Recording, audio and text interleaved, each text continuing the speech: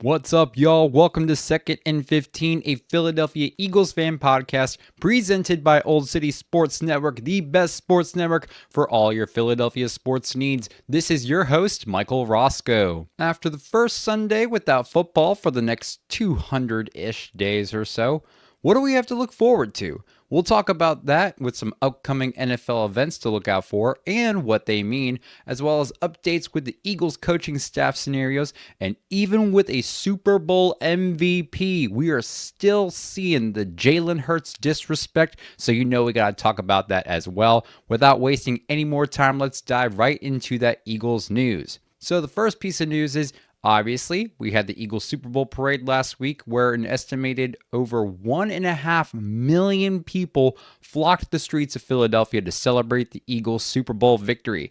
From passionate speeches to hilarious player-to-fan interactions and a couple of accidental full beers to the head, it was a Super Bowl celebration unlike any we've ever seen. We've got a roster move as well, as the Eagles have released offensive lineman Nick Gates, who had ended the 2024 season on injury reserve. Gates had appeared in 9 games for the Eagles after signing with Philadelphia after previously playing for Washington the season before. With the Super Bowl behind us, we are just about 2 months or so away from the NFL draft, where the Eagles' first pick will be the 32nd pick overall, which does not come as a surprise, as they are the reigning Super Bowl champs. It is very, very, very unlikely, but that could become an earlier draft pick, as Howie Roseman is a fucking wizard, and we'll see if he can do some magic. But honestly, it's hard to believe us drafting any higher than 32 in this upcoming draft. In other news, and probably some of the bigger news, is we got a lot of coaching shifts to talk about. Last week, I mentioned how former offensive coordinator Kellen Moore has accepted the head position coach with the New Orleans Saints. With his new title, Moore and the Saints organization have been looking at a few key Eagles coaches to join Moore down in Louisiana. First up, you got quarterbacks coach Doug Nussmeier, who was interviewed for and as of Wednesday is nearing a deal to become the Saints' newest offensive coordinator. Nussmeier has a history with Kellen Moore both in Dallas and in Los Angeles. Plus, he's got a son who plays football at LSU and another son that lives in that area as well. So I wouldn't be surprised if this move becomes finalized soon. Nussmeier joined the Eagles staff at the beginning of the season, and to me it seems like he did a pretty good job with our quarterback room, since we've not only, and obviously, seen success with Jalen Hurts, but with our QB2 and our QB3 with Kenny Pickett and Tanner McKee. Now, here's something pretty wild, y'all. All 3 quarterbacks have thrown for at least 2 or more touchdowns this year, which, if you think about it, is probably the most amount of quarterbacks on any team that has thrown 2 or more interceptions this year. Come on now.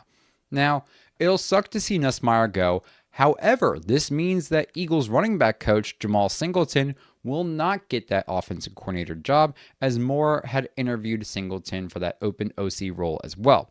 Hopefully, Singleton stays with the Eagles, as our running back room had been fucking fantastic. Now, obviously, a lot of that has to do with Saquon Barkley's talent, but we also saw success with Kenny Gainwell and rookie Will Shipley, so you got to contribute success in this running back room to that coaching as well. On the defensive side of the ball, Kellen Moore is trying to take from us from there, as well as defensive back coach Christian Parker is set to interview for the open defensive coordinator position for the Saints.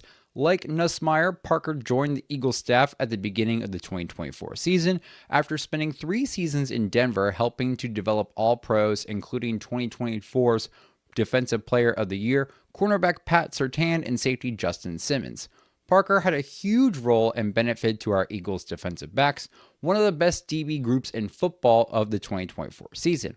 He helped rookies Quinyon Mitchell and Cooper DeJean turn into Defensive Rookie of the Year candidates, as well as help veterans such as CJ Gardner-Johnson, Darius Slay, and Reed Blankenship continue to improve their game as well. Personally, I think it would have a big impact on this Eagles defense.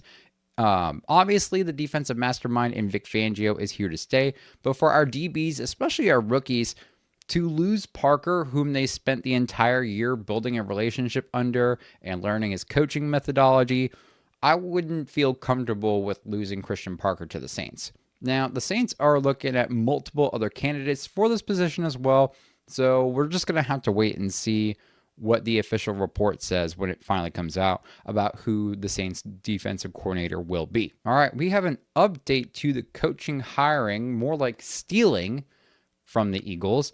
As of Wednesday, the coach poaching from Kellen Moore claimed another as Eagles run game specialist and assistant offensive line coach TJ Paganetti has been hired by the Saints to an unspecified role. And then we have the biggest hole to fill, which is our offensive coordinator position. You might be thinking, Michael, what about our team? What about the Eagles? Who's going to be the OC for us?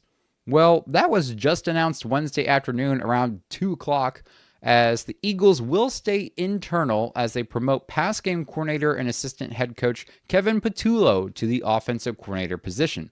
To fulfill Patullo's open role, the Eagles have hired Parks Frazier as their newest offensive pass game coordinator. All right, y'all, moving on to Jalen Hurts. Now, I don't know what the hell is going on, why it's so hard for people to respect this man, but the Jalen Hurts disrespect continues. But honestly, I'm not surprised. I just can't seem to fathom why the fuck there is still so much disrespect for Hurts and his ability to play football. It's so dumb. NFL.com released a final quarterback ranking for end of 2024 season, and where Hurts is at is just plain fucking wrong. So here's the order that NFL.com has posted. Number 1, Lamar Jackson. Number 2, Josh Allen. Number 3, Joe Burrow. Number 4, Jared Goff. Number 5, Jaden Daniels. Number 6, Baker Mayfield. Number 7, Patrick Mahomes. Number 8, Matthew Stafford. Number 9, Jalen Hurts. Number 10, Jordan Love. They ranked Jalen Hurts 9th. Are you fucking kidding me? The stats they listed with this ranking system were total games played, pass completion percentage, passing yards, yards per attempt, passing touchdowns, interceptions, rushing yards, rushing touchdowns, and fumbles. So I took it upon myself to do a little bit of math. What I did is I consolidated some categories, such as passing rushing yards and passing rushing touchdowns, into total yards and total touchdowns. Took out yards per attempt because, that's just a stat for the sake of being a stat. And then went through each quarterback in the top 10 and based on their stats, ranked them amongst themselves in each category. For example, based on the numbers in this top 10, Jalen Hurts ranked 5th in total touchdowns, 4th in pass completion percentage, 8th in total yards, tied for 2nd in fewest interceptions, and 7th in fewest fumbles. Notice how he did not rank 9th in any of those fucking categories, but NFL.com ranked Jalen 9th overall?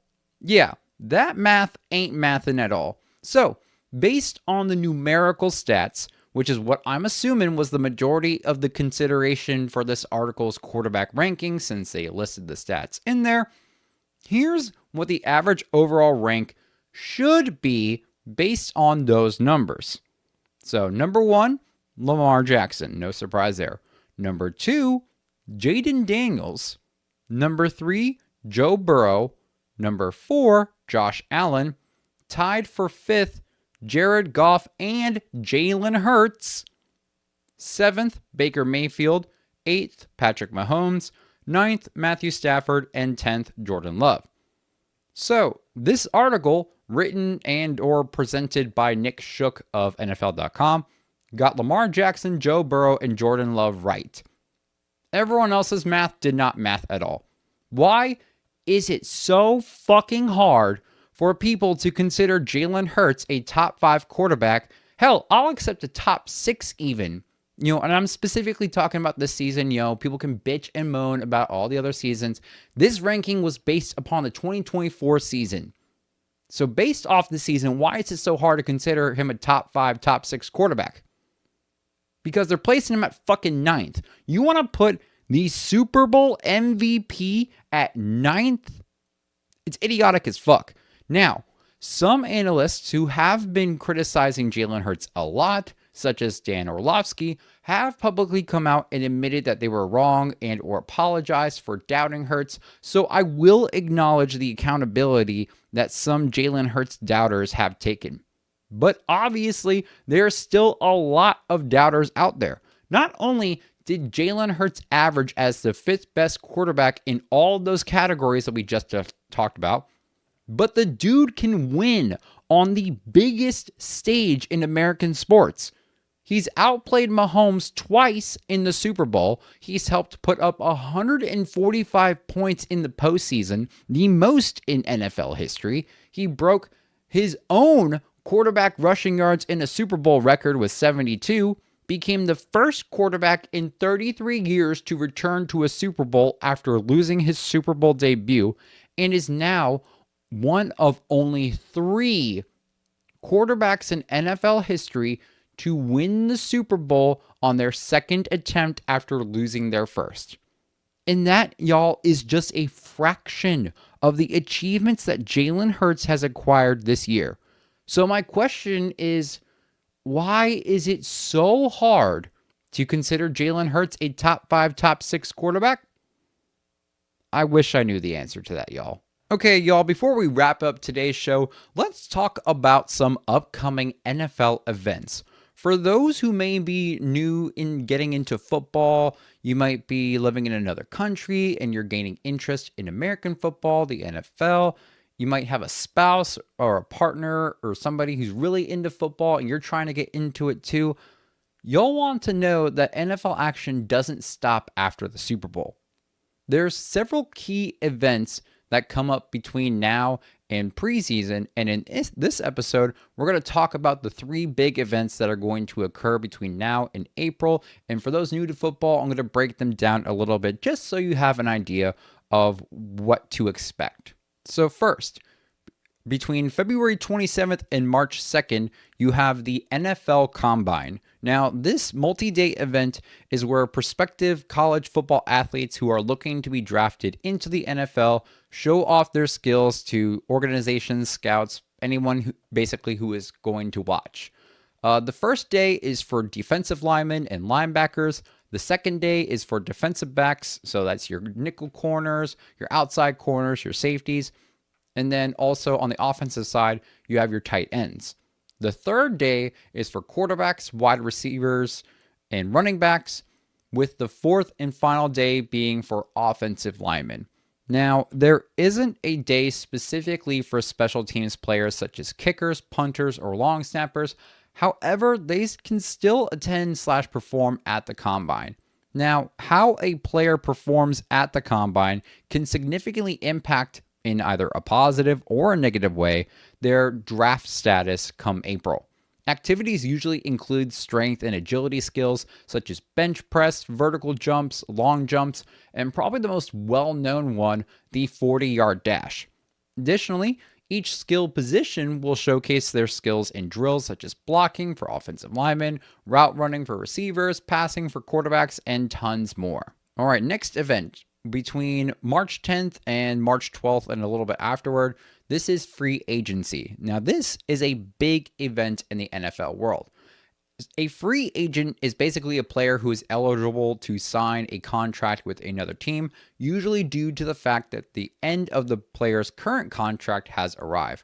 The March 10th date is what's known as legal tampering, which is when NFL teams can negotiate contract deals with players on the 10th and 11th, but nothing can be signed until March 12th or after. During this free agency period, you may see a lot of player transitions occur. For example, for the 2024 season, we signed Saquon Barkley, Mekhi Becton, Zach Bond, Bryce Huff, and others who were free agents going into the 2024 season. Now that the season's over, we currently have around 19 potential free agents, including guys such as Josh Sweat, Zach Bond, Mekhi Becton, Kenneth Gainwell, Milton Williams, and others. During this period, a team may lose players, they may gain players, and or they may restructure new deals for free agents so that they can remain on their current team. Now, each team only has a certain amount of money per year available to them, which is known as the cap space.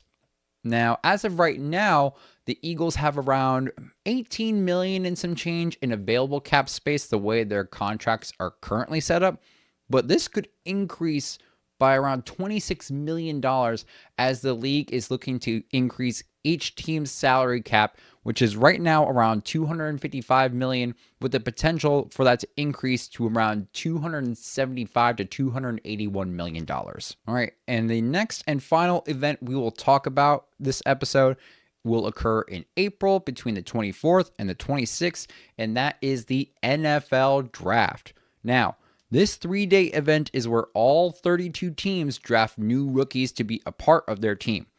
Each NFL draft is 7 rounds long, with over 230 players or so being drafted between all the teams. The first day is solely the first round, while day 2 is round 2 through 3, and the final day is rounds 4 through 7.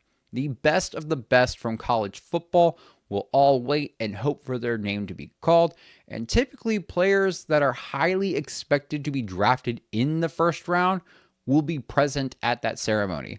The order of the draft is dependent upon the record of the team from the previous year. So, for example, the Tennessee Titans had the worst overall record this season, so they will have the first overall pick in the draft, and the Eagles will have the final pick of the first round as their first pick, because again, they're the reigning Super Bowl champions. Now, sometimes the order of the first round depends on if teams had made trades for draft picks in previous years or draft night trades.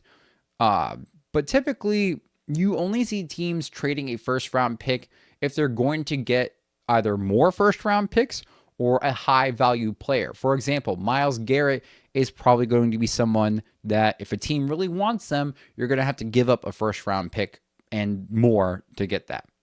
So for example, in 2022, the Eagles had traded their first round pick, which at that time was pick 18, as well as pick 101 to get wide receiver A.J. Brown from the Tennessee Titans, one of the best trades for the Eagles in modern history. Now, the last pick of the entire draft is known as Mr. Irrelevant, which is kind of harsh if you think about it on a deeper perspective. The most recent well-known Mr. Irrelevant is quarterback Brock Purdy, who was picked at, I want to say, 232nd overall in the 2022 draft and is now the starting quarterback for the San Francisco 49ers. These 3 events are just a few of the many events that take place during the NFL offseason, but tend to have the most significant impacts for their team or, are the most popular to pay attention to, watch, etc. Because you got new league meetings and all these other meetings, those aren't really televised. In future episodes, as these dates arrive, we'll talk more about these events and their specific impact to the Philadelphia Eagles. All right, y'all, that is it for this week's episode. Thank you all for joining us. Do not forget to like, subscribe, or follow on YouTube, X, Instagram, Facebook, and TikTok by searching at 2nd and 15 or by the full name 2nd and 15, a Philadelphia Eagles fan podcast. You can also find the audio for each and every single episode, releasing Thursday mornings on Spotify, Apple Podcasts, Amazon Music, Player FM, Pocket Casts, or wherever you get your podcasts. This episode, 2nd and 15, and Old City Sports Network are brought to you by Righteous Felon Craft Jerky. Head on over to righteousfelon.com and use our promo code OCSN, all lowercase, for 15% off the best jerky. They got some awesome flavors: Darth Garlic, Soul Survivor, OG Hickory, and more. Any order over $50 will get free shipping. We are also brought to you by Warlord Beard Oil. Use our promo code OLDSPORTS with an E at the end of old and all caps, one word, at warlordbeardoil.com for 15% off beard oils, washes, soaps, apparel, whatever you need, all your beard care needs. Check out warlordbeardoil.com. Orders $75 or more will also get you free shipping.